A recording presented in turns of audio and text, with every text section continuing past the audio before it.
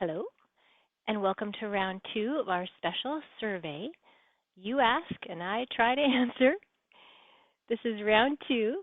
We've had a special survey to everyone as a part of our Tummy Tamers event, and I got so many wonderful responses and questions from folks that it's taken me a couple of rounds to get through them all. So today is part two, and I have a couple of quick questions to start out today's round, and then we get into kind of a whole run of a lot of people who had the exact same questions or very similar questions that are all pretty much focused around what I can and can't eat and how do I use my soluble fiber, my tummy fiber supplement, and dosages to go along with what I can and cannot eat. There's a really obvious big sort of black hole area there where people have a lot of questions, need a lot of information and details. So I'm going to get to that a little later on and spend more time in depth on those. But the little lightning round at first, I think we'll start off with. So we had a question here on, do tummy tamers slow down motility? And they don't slow down so much as they relax your gut. They're an antispasmodic, so they help prevent and relieve any cramping and spasms in the gut. Those spasms themselves oftentimes can slow down motility, even halt it if your gut really cramps up violently, like a Charlie horse, which feels about as painful as it sounds. So in that case, that can help relax and help with constipation. The other side of that coin is that by preventing the violent spasms and cramps, that leads to urgency for other people and diarrhea. So the tummy tamers and peppermint oil capsules can really help prevent those side of the coin as well. They can kind of relax your gut, head off constipation and violent cramps that way. They can also relax your gut, head off urgency and diarrhea. So go to the tummy tamers not so much to slow down your motility as to sort of calm and relax and allow normal motility to resume without the violent spasms, cramps, pain, and bloating and gas that tie to that. The next kind of lightning round question is from Lynn, and she's asking about Tum Love, a protein powder called Tum Love that I have not heard of. I'm not familiar with that, Lynn. If you want to shoot me a picture of the ingredient list, that would be most helpful. In general, if you're looking for a safe protein powder for IBS, there are a number of different brands that just have plain rice protein powder, one ingredient, and that's really all you want in there. You don't need anything in there but the protein, and rice protein powder should be very well tolerated. It should not lead to any extra bloating and gas. I would avoid the pea proteins or the whey, certainly proteins. Stick to the plain rice protein powder. You should be okay to use that safely with IBS. All right, now we have a whole bunch of questions that came in from Patricia, from Cher, some other questions from Antonio, Savannah, Kate, Jill. And really, a lot of these folks you're all struggling with the same issues. What do I eat and what don't I eat? Maybe I was stable before, now I'm kind of flaring. And how do I adjust my soluble fiber supplement dose and mitigate all of these dietary factors? And particularly, how do I use my tummy fiber and get that dose to really stabilize? I can't find the exact right dose. I have some folks who are struggling here with the number of bowel movements they have before they can leave the house in the morning. People have done well the past couple of years, but now they've kind of gone downhill in the summer. How do they juggle the fresh fruits and veggies of summer and keep their diet stable? Inconsistent bowel patterns, constipation and bloating, particularly problems after you eat, bloating and gas or pain, switching with a sudden urgency and diarrhea. Just a whole kind of ball of wax in the same area here of trying to resolve and stabilize these symptoms with your diet and with your soluble fiber. So I think the big picture is probably most helpful here. You're going to have to find your balance of basing your diet on your soluble fiber safe foods. Pick and choose from those. So go to your diet cheat sheet, look at your green light list of your safe foods, and find which ones work best for you. Is it your rice? Is it noodles? Is it potatoes or sweet potatoes without the skin? Is it your fresh breads like sourdough or white breads? Is it instant oatmeal or rice cereals? All of your cooked peeled root vegetables, applesauce, mangoes, bananas. You have a lot of choices in there, so find the ones that work best for you.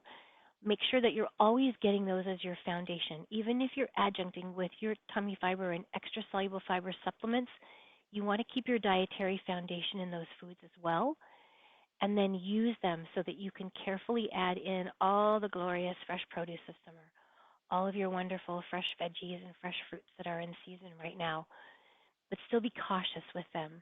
So maybe you're going to have to cook some of them and not have them all raw. Maybe you're going to have to find your safer insoluble fiber fruits and veggies there. Cherry pick the ones that are easiest for you. Do what you can to break down the insoluble fiber first, not just by cooking, but maybe by chopping things, by peeling off the skins, taking out the seeds. Do what you can to kind of break down the insoluble fiber of that produce before you eat it, and then add it to your safe soluble fiber foundation foods.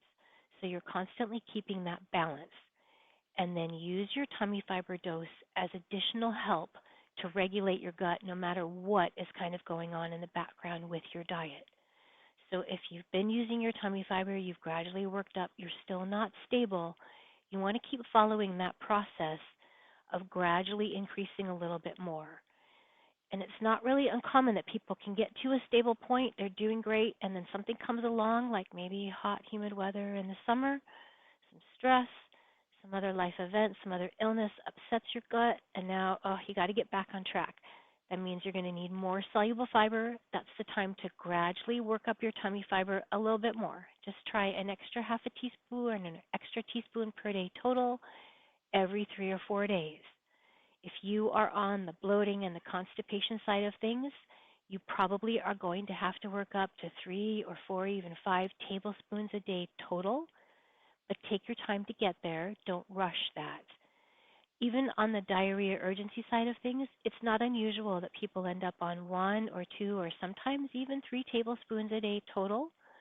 Again, take your time to get there. Don't rush that. Keep your doses evenly divided between morning and evening so you keep your gut filled with soluble fiber 24/7. But do just gradually work your way up until you find that new point of stability, and that's your new dose, and you want to stay there to keep yourself stable moving forward. Your gut can change with time, just like your body can change with time, your health can change with time, your circumstances change with time. All of these are factors that influence your gut that affect IBS. So sometimes you just have to be responsive to that. And what had you at a stable plateau before might not be what's going to keep you stable now. That's okay. You might be someone whose IBS changes seasonally. That's not uncommon. So adapt to that. Just adjust, tweak your diet, tweak your tummy fiber supplement however you need to reach that new plateau of normal. And on the sort of side topic here of the hot, humid weathers and summer really setting off people's symptoms, that's not uncommon. We had another specific question about that that kind of ties in here. And it's from a woman who's in St. Louis and doesn't want to move, but she's struggling with the hot, humid St. Louis summers. And the summer, really, nothing in particular found that worked. Nothing worked for her. She was struggling to really crack down on her diet and still having explosive effects and diarrhea. That is a really hard one. It's very hard to overcome your environment sometimes when it's all pervasive, like the weather. And I lived in a hot, humid environment for several years, and it was really a struggle for me. And never got to the point where I would say it would not have been a struggle. I would have struggled with that every year of my life in that climate. It just was never going to suit me and my body. And so I had to just take extra effort while I was there. And I don't really know another answer other than that you are sort of fighting a battle here with something that's affecting your body. And you really are just going to have to be on guard and fight that battle so you don't give in and you don't want to lose that battle. But I don't really know a way around that aside from removing yourself from that environment that is so very hard on your gut. Otherwise, it's probably going to take a lot of effort, and you might have to kind of prepare for this every summer and just get ready for it and make sure that you have a way to stay cool in your home, that you have some kind of air conditioning or at least an air conditioned room, maybe a dehumidifier, that you have times of the day when you can get out of the house and you know it's cool, that you have other places to escape to that are air conditioned, that you are trying to keep your body as cool and calm as possible on a day-to-day basis. I would make especially sure that you can get some cool, fresh air in your bedroom at night. The colder your bedroom is, probably the better, more easily and deeply you will sleep. And that really ties into IBS as well. Even something like if you have access to a pool or can somehow swim, get yourself in cold water and just kind of lower your body temperature on a daily basis. That can help keep things calm. You might be someone who has to be extra careful with your diet in the summer for sure. You might need extra tummy fiber dosages in the summer. You might have to really crack down and avoid trigger foods in the summer. Maybe you plan some escapes and some summer vacations to a cooler climate that's easier on you physically. Um, it is a hard question, and you were maybe spitballing that you did have to plan a strict summer plan or move, and you don't want to move.